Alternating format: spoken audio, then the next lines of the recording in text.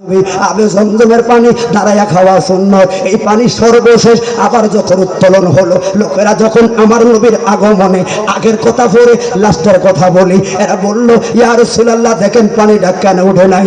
আমার নবী একটু মেজাজ গরম করে থুতু মারলেন, থুতু মারার সঙ্গে সঙ্গে পানি আবার ঘর ঘর করে উঠলো। 1450 বছর পর্যন্ত এখনো পানি তুলতেছে। রাসূল পাকের থুতু মুবারকের বরকতে আবে জমজমের পানি যদি দাঁড়ায় খাওয়া সুন্নত হয়, ও আবে জমজম তোমার তো ভয় নাই নবী না হইলে। এই জন্য আমরা সুন্নিরা নবীর দাঁড়ায়া সালাম দিয়া ঠকি নাই। কথা বলুন ঠিক না বেঠি?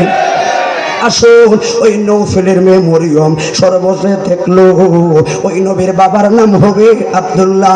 আব্দুল্লাহ কয়া যেই মাত্র খোঁজাখুঁজি করলো গো, ওইবার যায়া দেখলো এক ঠিকই আব্দুল্লাহ চেহারার দিকে তাকায়া শুধু মরিয়ম না, সবাই হলো পাগল। বারবার প্রস্তাব দিল, আব্দুল্লাহ রে বাবার টাকার অভাব নাই, বাবার সম্পত্তির অভাব নাই, তুমি চাইলে আমি তোমার গলার মালা বানাইতে চাই।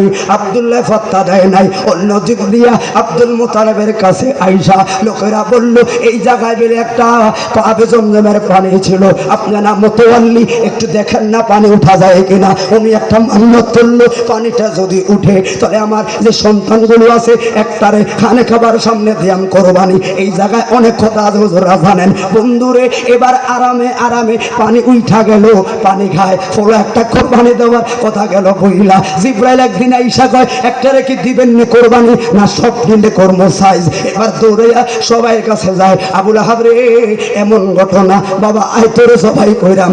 আবুল আহাবে কয় আমনের বাপ আর পরিচয় দিতাম না। এবার আরেকজনের কাছে যায়, ফাত্তা ভয় নাই, কারো কাছে ফাত্তা না ভয়া এবার গেছে আবার তাওরাত কিতাবের হাফেজদের কাছে। আপনারা বুদ্ধি দেন এখন আমি কি করব, মান্যটা যদি পূরণ না করি তাহলে আমি তো পড়ব বেকায়দা। কই ছোট ছেলেটা কি কয়, এটার নাম হলো আব্দুল্লাহ, এটার দেখলে মায়া লাগে, এটার জবান খুলে বলুন আল্লাহু আকবার। হাইরে অন্যদিক দিয়া ওই করবে বান্ধবী একটা যায়া ওই মরিয়মের কাছে বলল কোন রঙে বইয়া রইছো, তোমার বান্ধবী কোন রঙে বইয়া রইছো, তোমার প্রেমিকরে জবাই করার লাগা লইয়া গেছে।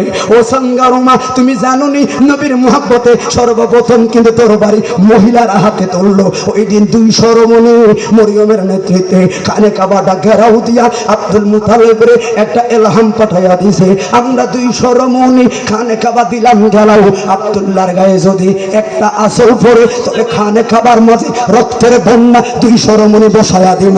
এবার কি করবে সংক্ষিপ্ত বলে বুঝা নেবেন। তাহলে এই আব্দুল্লাহর লয়া বন্ধুর বাড়ি ওহাবের কাছে, আব্দুল ওহাবের কাছে গেল।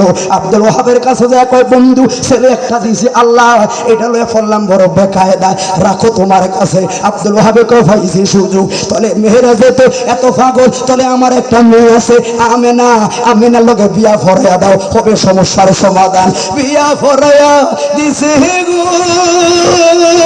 রাতের বেলা, ওই সময় কারেন্ট নাই বাতি নাই।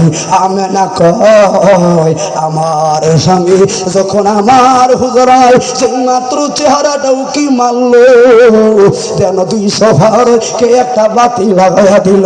সহ্য না কইরা স্বামীর কুফাল মোবারকে যায়া একটা সুমো দিলাম। আল্লাহ কয় জিবরাইল রে, ও জিবরাইল নূরে মুহাম্মদি ট্রান্সফার কইরা আমেনা আমার গর্ভে ফাটাইয়া দিছি। সুবহানাল্লাহ। সকালবেলায় শেষ কথা সংক্ষিপ্ত বলে যাই, সকালবেলায় এবার বিবির কাছে কয় বিবি একটা মেয়ের কারণে জীবন পাইলাম, একটা মেয়ের কারণে তুমি স্বামী পাইলা। বিবি রে ও বিবি রে তুই যদি অনুমতি দাও তাহলে ওই মরিয়ম রে বিয়া করবো। আমেনা কয় যান যাও।